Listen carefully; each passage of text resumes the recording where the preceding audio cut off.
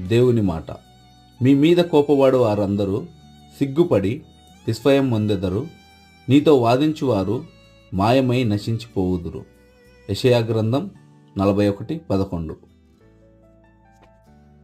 మన మీదికి కారణం ఉన్నా లేకున్నా కూడా అనవసరంగా కోపపడి మన హృదయాన్ని నొప్పిస్తూ ఉంటే, అనవసరమైన వాదనల చేత మనల్ని కృంగదీస్తూ ఉంటే దేవుడు మీతో చెప్పుచున్న మాట ఏంటంటే, మీ కోపపడి వారి యందు మిమ్మల్ని హెచ్చుగా చేసి వారికి సిగ్గును కలగజేస్తానని. నిన్ను బాధించి వారి పట్ల ఆయన చేస్తున్న కార్యం ఏంటంటే, వారికి మీకు మాయమై కనపడకుండా ఉందురు.